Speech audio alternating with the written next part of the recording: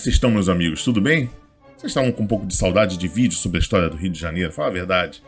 E hoje eu vou contar, mas não vou contar... Se você acha que eu vou contar a história de um lugar chique, de um lugar de milionários, de certa forma até tem milionário em volta, mas eu vou contar a história de um lugar maravilhoso.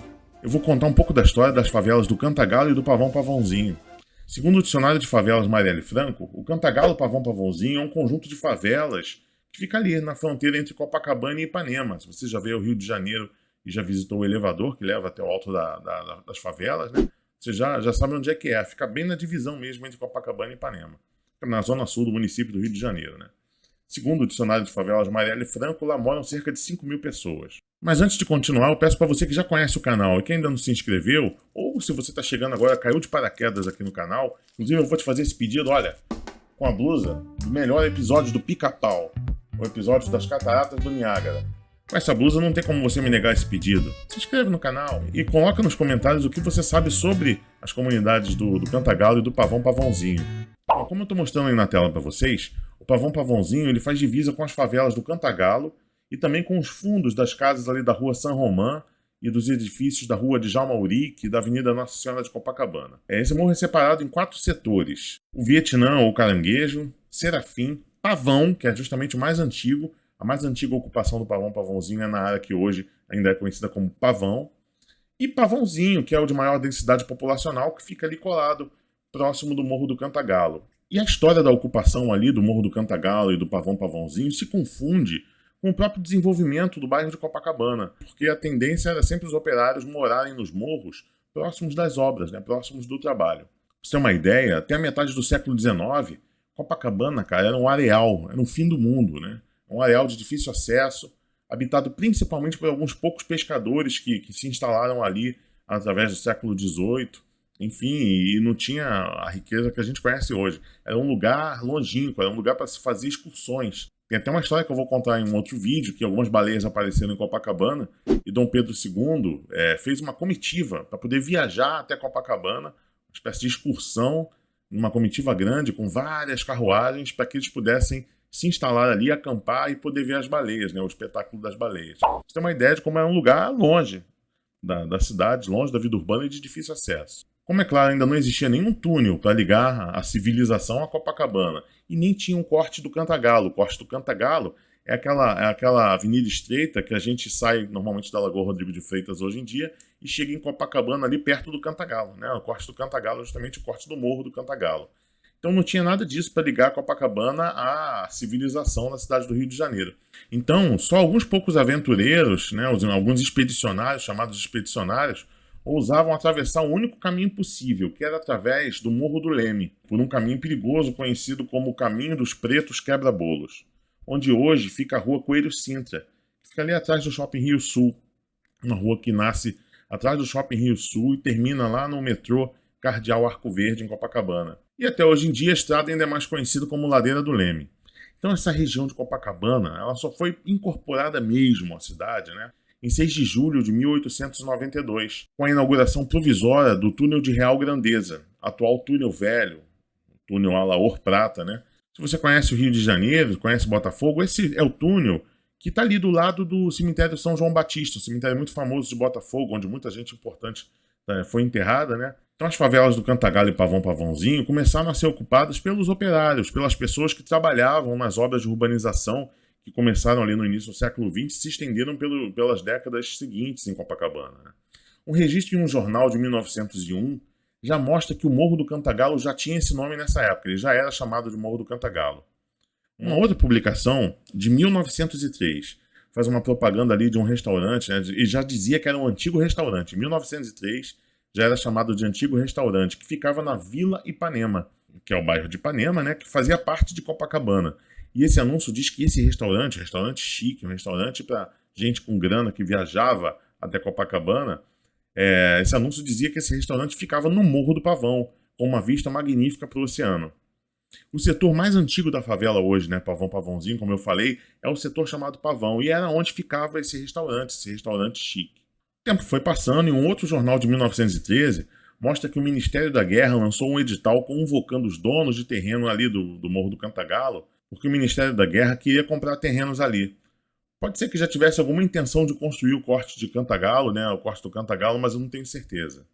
Já em 1917, os moradores da Vila Ipanema e de Copacabana reclamam no jornal ao prefeito do Distrito Federal, que era o Rio de Janeiro, que calçasse as ruas ali de Ipanema, né, entre Ipanema e Copacabana, próximas ao Cantagalo e o Pavão-Pavãozinho, porque as pessoas pobres, mercadores, vendedores, quem tinha carroça, eles cortavam caminho indo por dentro, quer dizer, eles saíam mais ou menos ali da Praça General Osório, que antes tinha outro nome, não se chamava General Osório, e iam por dentro, beirando o Morro do Pavão-Pavãozinho para chegar na Rua Nossa Senhora de Copacabana.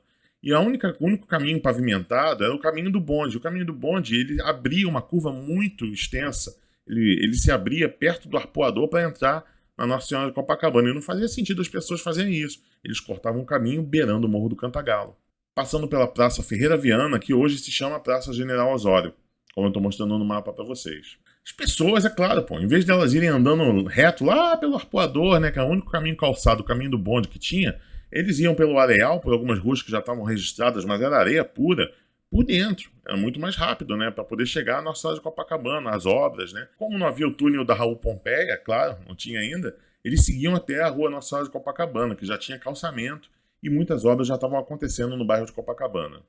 Agora, em 1924, um jornal publica a autorização para a construção do corte do Cantagalo. 1924, que começou a se discutir oficialmente, então, a construção do corte do Cantagalo.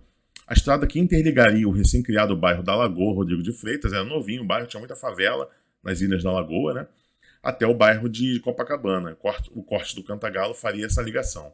Antes, ali havia uma trilha por cima da pedra, por onde os quilombolas, pessoas empobrecidas e pescadores seguiam pelo alto da pedra, pelo alto da rocha, né, da lagoa, até chegar em Copacabana. Não tinha uma estrada, como tem hoje.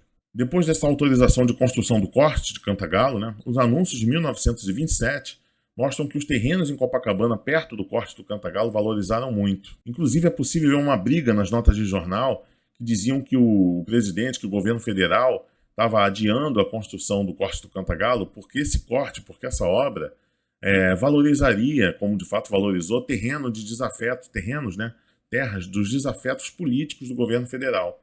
Possivelmente será verdade. Então, em 1929, a gente já consegue ver que o Morro do Cantagalo já tinha bastante pessoas humildes. Um exemplo disso é uma nota de jornal que reclama das crianças que desciam o morro para pedir esmolas. O que é uma bosta de ler, que é muito triste, por um lado, é ver que poucas coisas mudaram na mentalidade de algumas pessoas no Rio de Janeiro de lá para cá.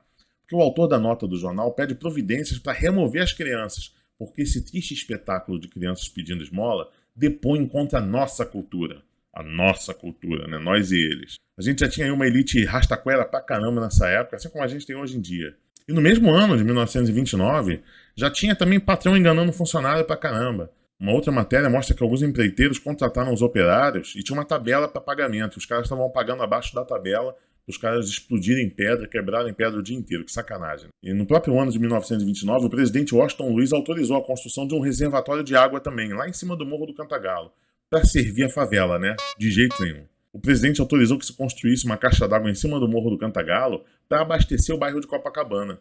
As pessoas que moravam no Morro do Cantagalo, do Pavão-Pavãozinho, ainda tinham que levar a lata d'água na cabeça, como diz aquela música, né? Lata d'água na cabeça, lá vai Maria, lá vai Maria. Bom, em 1932 foi construído um crematório de lixo para queimar o lixo dos ricos ali em cima. Tudo que se fala nos jornais, gente, tudo que se fala nos jornais sobre a ocupação, sobre as pessoas que viviam já nessa época, no Morro do Cantagalo e do Pavão-Pavãozinho, é sobre obras que estavam sendo feitas para poder beneficiar as pessoas do asfalto. E quando davam alguma notícia sobre o que acontecia no morro, era só sobre crime. Nunca se falava nada de bom. Bom, de 1933 a 1939 se viam muitas notícias de crimes, principalmente brigas e crimes passionais. Nos primeiros anos, os jornais contam que a profissão das pessoas que brigavam era lavradores. Isso porque realmente muitos migrantes vieram do Nordeste em busca de uma vida melhor e foram se instalar nessa região. E a profissão deles, quando vieram do Nordeste, era de lavradores, né? Porém, mais perto ali de 1940, os jornais já se referem aos personagens dos crimes como operários, né? E aí você vê que o perfil do trabalho também vai mudando das pessoas que moram, que ocupam ali nesse período de 1940, o Morro de Cantagalo e do Pavão-Pavãozinho. Um artigo de jornal do escritor e articulista Gondim da Fonseca, em 1936, diz que ele havia morado ali perto do Cantagalo, antes de 1936, e já havia muitos candomblés e escolas de samba no morro.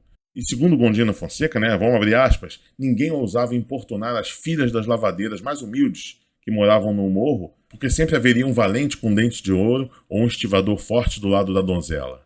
Bom, deixando esse machismo típico da época, hoje em dia nem tem. Nesse artigo ele mostra também um perfil do trabalho realizado pelas mulheres que moravam no morro. Ele fala das filhas das lavadeiras, então você vê que homens operários, mulheres lavadeiras moravam no morro do Cantagalo e do Pavão Pavãozinho já em 1940. O morro era e ainda sempre foi essencial para servir os moradores ricos. Sem o morro não haveria mão de obra para os ricos, não haveria mão de obra para construir a cidade, não haveria mão de obra para poder trabalhar no comércio, no serviço, no varejo das grandes cidades, dos bairros ricos do Rio de Janeiro. Então você imagina como é que devia ser, cara, as favelas do Cantagalo e do Pavão Pavãozinho nesse período da década de 40, década de 50, década de 30. Já tinha cultura sendo produzida ali à vera, apesar dos jornais nunca mostrarem. Nesses pequenos detalhes é que a gente vai vendo quando ele fala sobre filhas de lavadeira descendo morro, meninos pedindo esmolas, de que havia valentões com dentes de ouro para poder proteger as donzelas. Já havia candomblés, já havia escolas de samba. Bom, já em 1937, já havia muitas favelas nas ilhas da Lagoa Rodrigo de Freitas, você sabia? Em volta da Lagoa Rodrigo de Freitas tinha muita favela. E em 1937 houve uma remoção dessas favelas das ilhas da Lagoa Rodrigo de Freitas, e esses moradores foram removidos dali e transferidos para vários terrenos, na verdade, cedidos pela Prefeitura do Rio de Janeiro, que ficava justamente no Morro do Cantagalo. Isso povoou, isso aumentou ainda mais a população que habitava o Morro do Cantagalo e do Pavão Pavãozinho. Já em 1938, os jornais dão a notícia da inauguração da Avenida Cantagalo, que começou a ser construída lá em 1927, como eu te falei, e a notícia dizia ser um presente de Getúlio Vargas. Político brasileiro, sempre tentando ser o pai do filho, o pai da obra. Fato é que em 1938 a avenida foi inaugurada e o corte do Cantagalo estava feito, ligando definitivamente o novo bairro da Lagoa Rodrigo de Freitas com o bairro de Copacabana. Mas as favelas do Cantagalo e Pavão Pavãozinho, cara, não tinha nenhuma obra de infraestrutura, era gente esquecida, a gente abandonada. Então eles veriam a sua primeira grande tragédia em janeiro de 1940. Depois do mega temporal, daqueles temporais de janeiro no Rio de Janeiro, muitas pedras rolaram e passaram por cima de vários barracos, arrastaram vários barracos que na época eram barracos de zinco, de madeira. É uma coisa assim muito precária. E a primeira notícia assim com um viés, digamos, positivo, que mostra que já havia uma cultura carnavalesca, que havia alegria no morro, foi a participação de uma moradora chamada Noêmia Gomes no concurso Rainha do Morro em 1950. Esse era um concurso feito só para pessoas moradoras de favela. Você vê que em 1950 já havia uma necessidade de integração e de valorização das pessoas que moravam ali. A favela chegou a receber melhorias urbanas na década de 70, com fornecimento de água e luz. Água e luz só em 1970. Mas em 1983, um novo acidente chocou os moradores, a queda de uma antiga caixa d'água. Eu não sei se é aquela caixa d'água, aquele reservatório que estava sendo construído algumas décadas atrás, provavelmente sim. Provocou um desabamento gigante e várias mortes. A caixa d'água explodiu, estourou e veio para cima dos barracos da favela. Bom, falando de hoje em dia, no Morro Pavão Pavãozinho, em 23 de dezembro de 2009, é inaugurada a 5ª UPP do estado do Rio de Janeiro, que também atua no Cantagalo. Depois da instalação da UPP, o Pavão Pavãozinho e o Cantagalo ganharam, em 2010, 2 elevadores panorâmicos que ainda hoje transportam os passageiros até um ponto muito emblemático lá do alto da comunidade, que é o Mirante da Paz. Tem muitas fotos bonitas nesse mirante. O negócio foi ficando chique. Em 2012, até a Lady Gaga visitou as favelas. Muitos investimentos, então, começaram a ocorrer na favela, nas favelas, na área social, a partir da instalação das UPPs, que, enfim, controversam, mas, de qualquer forma, a partir daí muita coisa foi mudando, de fato, com o Fundo das Organizações das Nações Unidas, para Educação, Ciência e Cultura, ONGs que se instalaram lá, como a Escola Integral Solar Meninos de Jesus, que há mais de 30 anos atende a 430 crianças, em média, e jovens do berçário até o ensino médio.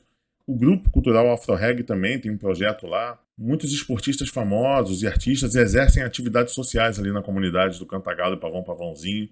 Dentre eles estão os integrantes do Circo de Soleil, o documentarista João Moreira Salles, a bailarina Ana Botafogo, danças, palestras, workshops, boxe. O negócio melhorou-se comparado a 1930, sem dúvida nenhuma. Mas é claro que, como toda favela, e não só como toda favela, como quase todo bairro do Rio de Janeiro, os moradores lá do Cantagalo e Pavão Pavãozinho sofrem com a ação de facções criminosas. Ainda há violência óbvia nos morros, mas a gente está aqui para falar hoje das belezas, está aqui para falar da parte boa, da história boa, que normalmente fica esquecida pelos noticiários do dia a dia, né? E quem mora lá dribla essas dificuldades, dribla essa presença criminosa todos os dias, acordando, sorrindo para ir trabalhar.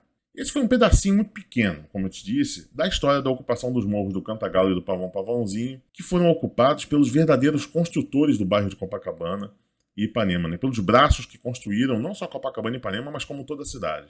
Uma gente que tinha o know-how para colocar prédios magníficos de pé, gente que tinha know-how para construir, né, para colocar de pé tijolo sobre tijolo Copacabana Palace, mas só que moravam em barracões de zinco e que driblavam as dificuldades do dia a dia com a alegria das escolas de samba, com os candomblés, com os batuques, produzindo cultura e, é claro, com aquela vista, né, meu camarada, que não é sacanagem não, é a Santorini carioca. Obrigado por assistir até aqui, eu e o Pica-Pau, nas Cataratas do Niágara. A gente agradece a vocês. Até um próximo vídeo, até uma próxima história. Tchau, tchau.